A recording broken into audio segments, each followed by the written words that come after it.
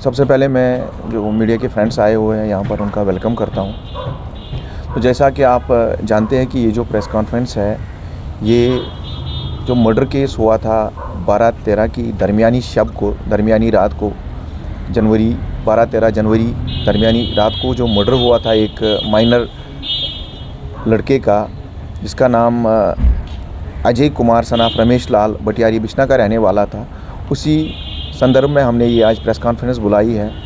तो जैसा आप जानते हैं कि रात के तकरीबन 12 बजे के आसपास हमें थाने में एक इत्तला मौसूल हुई है कि बटियारी बिश्ना रोड पे एक डेड बॉडी पड़ी हुई है, एक बॉडी पड़ी हुई है। तो फौरी तौर पुलिस पार्टी वहाँ पहुँची और बॉडी को अपने कब्ज़े में लेकर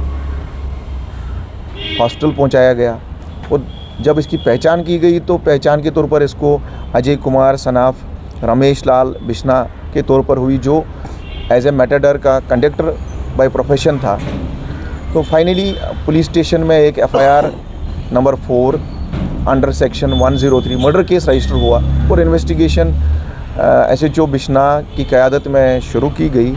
तो फाइनली टेक्निकल एनालिसिस और जो ह्यूमन इंटेलिजेंस था, दोनों का इस्तेमाल करते हुए कुछ सस्पेक्ट्स को आइडेंटिफाई किया गया। तो फाइनली उन सस्पेक्ट्स को दर दबोचने के लिए पुलिस ने अपनी मुख्तलिफ़ पार्टीज़ कुछ जगहों पर रवाना की। जम्मू, जो साथ में सांबा के भी कुछ एरियाज़ हैं, वहाँ भी हमारी पार्टीज़ गई, रेड्स हुई और 3 जो इसमें एक्यूज़्ड थे, मुलजिम थे, फाइनली हम उनको गिरफ़्तार करने में कामयाब हुए, जिनकी पहचान अनमोल शर्मा, जिसकी उम्र तकरीबन 24 साल है, सनाफ गणेश दास RO जख सांबा का रहने वाला है। दूसरा निखिल शर्मा, जिसकी उम्र तकरीबन 29 साल है, 29 ईयर्स, सनाफ बावा दित्ता शर्मा जख सांबा का रहने वाला है। और तीसरा जो इनका साथी था, उसकी पहचान निशांत चौधरी सनाफ परशोत्तम पाल, जो विजयपुर सांबा का रहने वाला है। तो फाइनली हम इनको दर दबोचने में, अरेस्ट करने में कामयाब हुए और फाइनली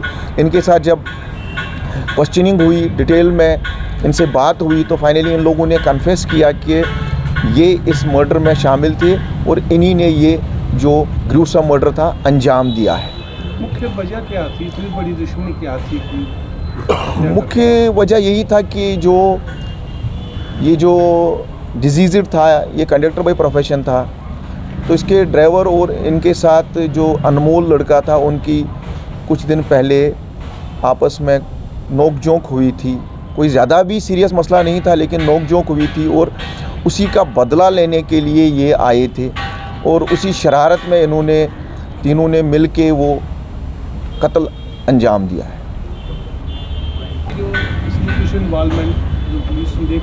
अभी तक हमारे पास इन्हीं 3 लोगों की इन्वॉल्वमेंट आई है। इसमें जो वेपन ऑफ ऑफेंस है, टोका कुर्की वगैरह, वो हमने सीज़ किया है। जो गाड़ी इसमें इस्तेमाल हुई है वो सीज़ हुई है।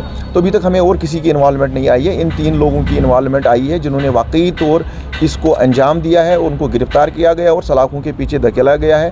केस को और तफ्तीश जारी है। अगर किसी की इन्वॉल्वमेंट होगी तो उसको भी बख्शा नहीं जाएगा। जो फुल एटीट्यूड है ये सर, वो डिजीज़ के प्रति था या किसी और के प्रति?